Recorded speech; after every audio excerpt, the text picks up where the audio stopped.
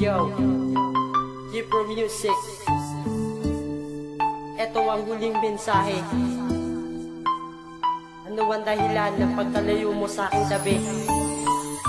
Sana maging masaya ka habang pinapakinggan mo to. Paalam at salamat sa lahat. Pinakamamahal ko.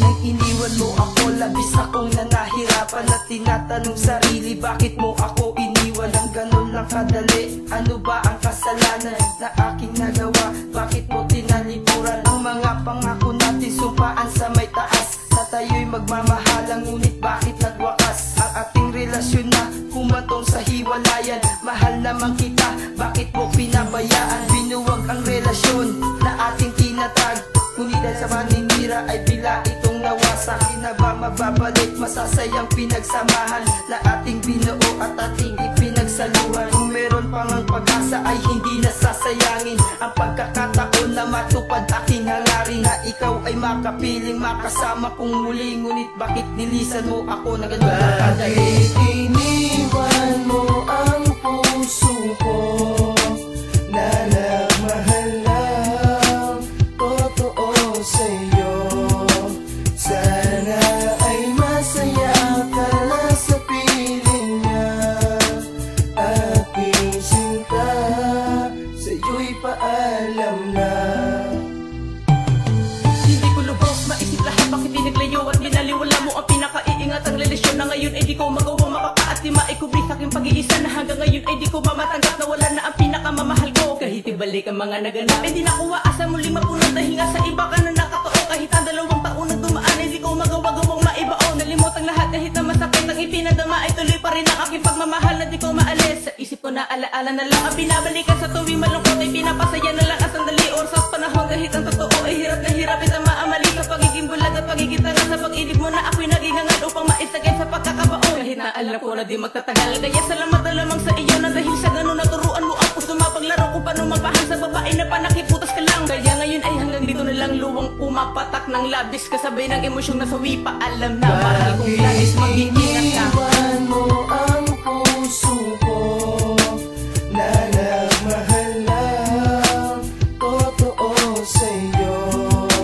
Sana ay masaya ka na sa piling niya. Aking sinta, sa'yo'y paalam na.